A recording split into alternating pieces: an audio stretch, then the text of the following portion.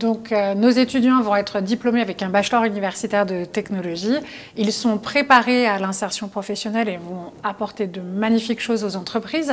Et pour un étudiant qui, à contrario ou pas, souhaiterait faire de la poursuite d'études, donc on lui dit quoi, cet étudiant? Alors, on lui dit que c'est très bien s'il fait ce choix-là.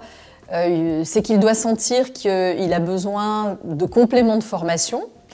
Donc, il faut vraiment réfléchir à cela. Que va apporter la formation complémentaire?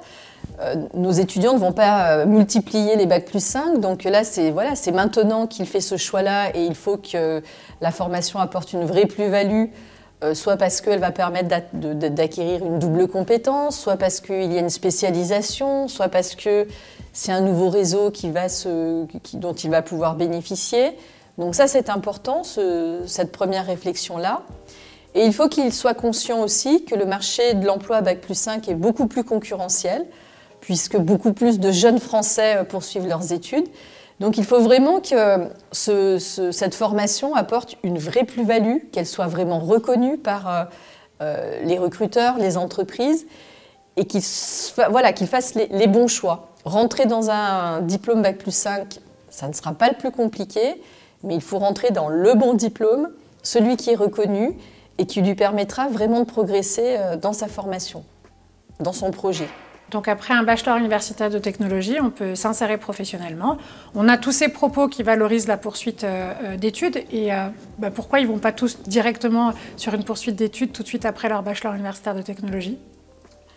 Ça, je ne sais pas. Alors, on ne sait pas encore ce que feront nos étudiants. Nous sommes impatients de voir vraiment vers quel projet ils vont s'orienter.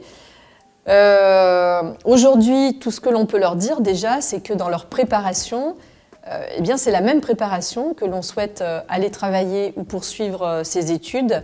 Dans tous les cas, c'est le projet qui va compter, de dire voilà, parce que j'ai ce projet professionnel, j'ai besoin de ce complément de formation ou j'ai besoin de cette expérience professionnelle pour avancer dans mon projet. Donc ça, c'est important.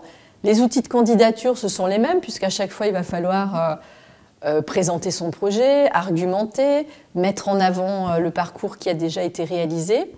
On voit bien que sur la plateforme Mon Master, c'est exactement ce qui est attendu. Il y a des rubriques pour lesquelles il faut renseigner les stages, l'expérience pro, l'alternance, la mobilité. Donc là, nos étudiants seront rassurés de voir qu'ils répondent à un certain nombre de critères. Maintenant, il est important de toujours peser le pour, le contre. Pourquoi une poursuite d'études tout de suite? Parce que finalement, la bonne question, c'est peut-être de se demander à quel moment reprendre ses études, pour quelles raisons. Et ça peut être tout de suite, mais ça peut être aussi plus tard, parce qu'on voit bien qu'aujourd'hui, la formation, c'est rentrer dans les habitudes d'un salarié. On acquiert de l'expérience, on remarque des compétences à acquérir, des connaissances aussi à acquérir, et finalement, on reprend des études. Aujourd'hui, on peut reprendre des études directement en deuxième année de master parce qu'on aura valorisé l'expérience professionnelle.